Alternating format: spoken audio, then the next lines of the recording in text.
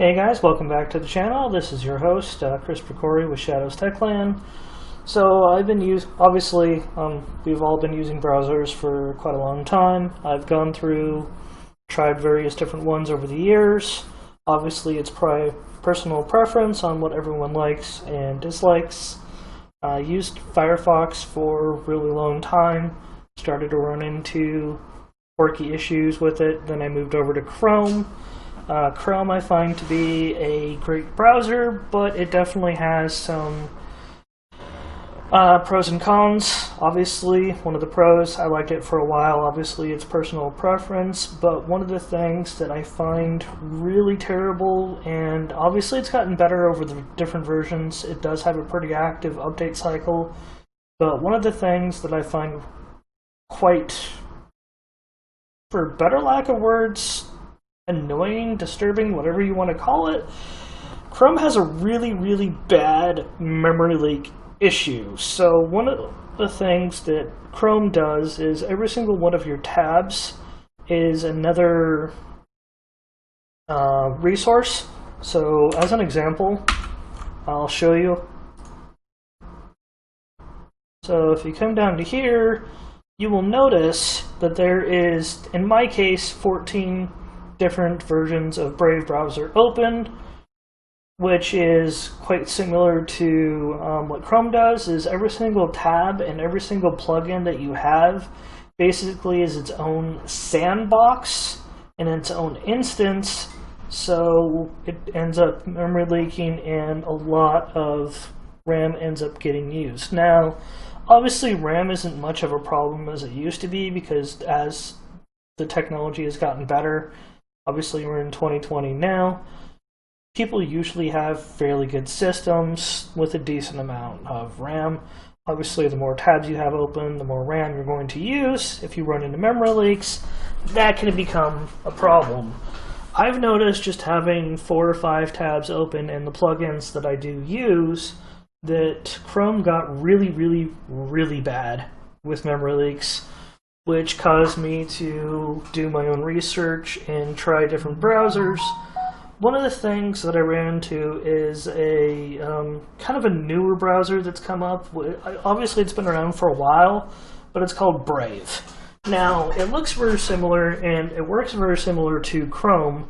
However, personally myself, and just my everyday tasks using with my system, whether it's just browsing, playing games on Twitch, whatever the case may be, I've noticed that it is a much better browser when it comes to memory management, and it doesn't seem to leak memory quite as bad as Chrome does. Chrome is bad.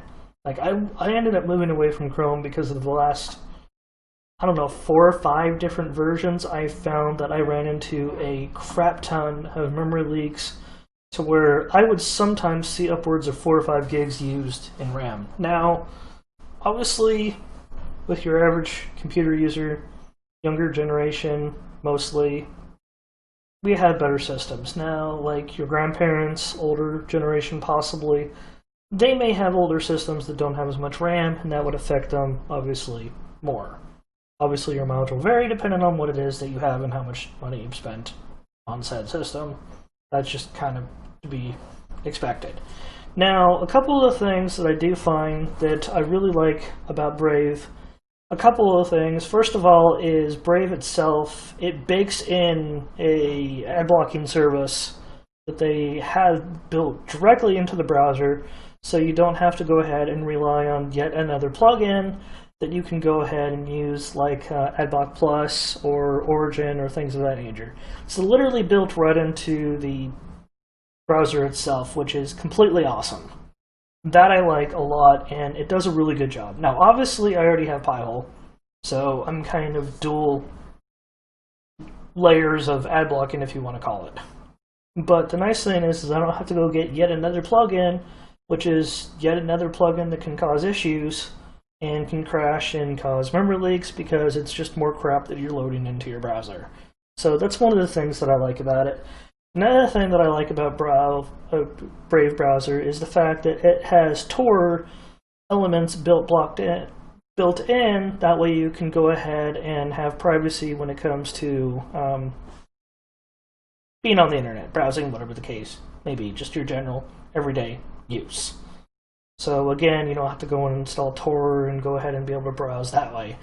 Now, Brave and Chrome have a lot of the same inner workings, and they work a lot. One of the nice things that I do like about Brave is the fact that a lot of the Chrome extensions that you would get through the Chrome application store, they actually will go ahead and import over. Now, I have found occasionally with some of the social media plugins, like for Twitter, I can't remember exactly when, but the last time Twitter had a major update to where it did that new overlay, which, don't get me started on that, that's another rant.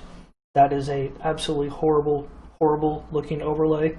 So I had a plugin that was used in order to take away that nasty, crappy overlay.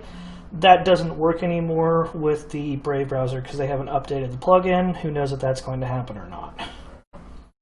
But I do like it because it does have a lot of the inner workings and a lot of the... works a lot of the same way. Sorry about that.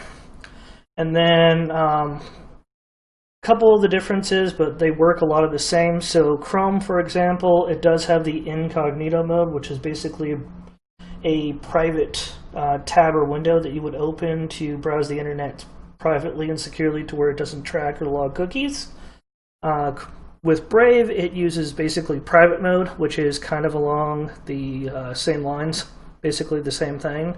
And you, of course, like with Chrome, you can have different profiles, so you can save your passwords, history, and of course your bookmarks itself. Now with Brave from Chrome to Brave, you were able to import your bookmarks and everything over. That was really simple and straightforward as well.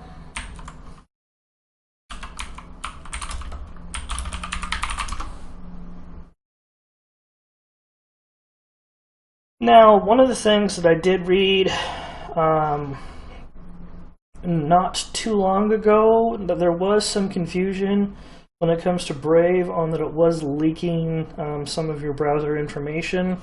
I haven't looked into that personally myself to find out exactly what that was, because there seemed to be some confusion on what exactly it was leaking, so I'll have to look into that further to give more information on that.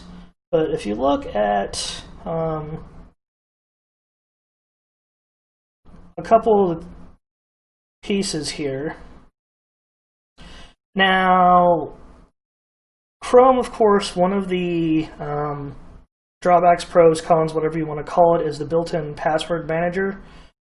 Due to the fact that Chrome, obviously, they've had a lot of legal disputes regarding privacy because it is tied to Google, of course. So it's just really bad password manager. Now, personally myself, I don't use that. I use Bitwarden Password Manager, but you can use basically anyone that you want to use out there. I don't have my browser save my cookies. I usually go through Password Manager, so there I have another video about that that you can go ahead and look at if you look at my video library. Now, just looking at the piece that Verge did, because everyone's been doing a lot of reviews regarding browsers recently.